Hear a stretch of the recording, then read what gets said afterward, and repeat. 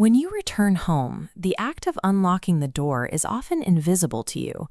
You slide the key into the lock and turn it, but the tactile sensation and the visual details of the door rarely register.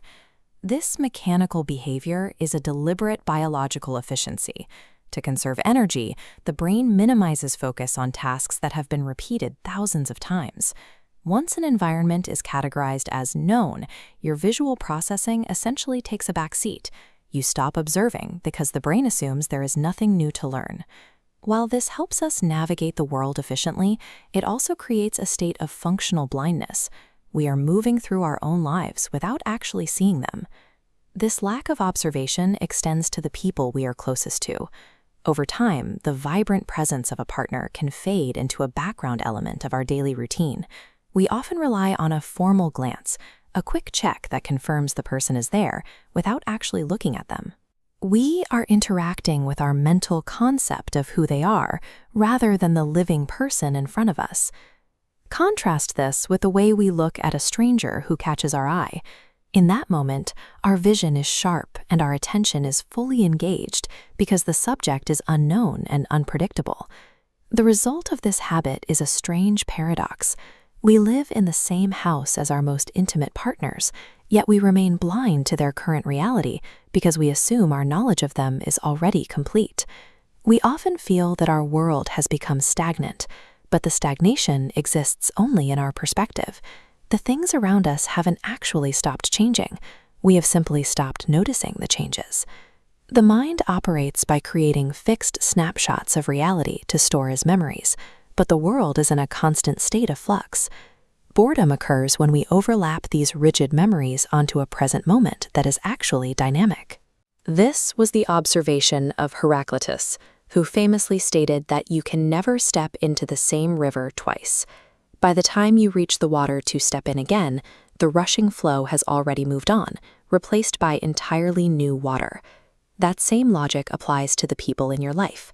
Biological cells regenerate and moods shift. The person you see today is a completely different configuration of life than the one you saw yesterday. A rut is not a physical reality. It is a cognitive state where the mind refuses to update its perception of a moving world. Children don't suffer from this blindness because they haven't yet built up a library of assumptions.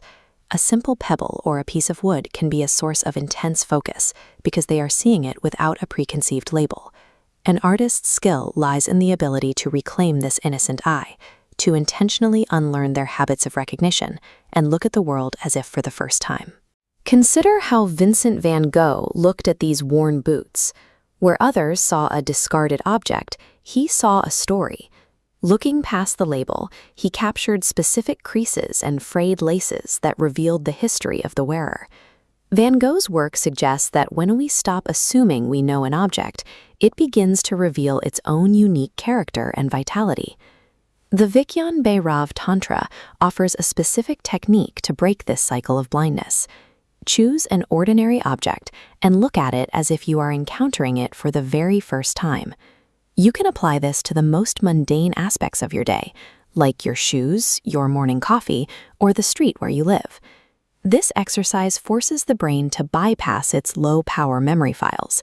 It triggers the active visual processing we usually reserve for new and unknown experiences. By consciously discarding what you think you know, you can pull your attention out of the past and into the immediate present. Apply this fresh gaze to your partner. Try to look at them without the weight of your shared history or your expectations of their behavior. As the mental labels start to peel away, the person beneath them often becomes an enigma again. The curiosity and energy that defined your early connection can begin to reemerge when you stop assuming they are a finished book. This shift reminds us that beneath the surface of our daily routines, existence remains unpredictable and in motion.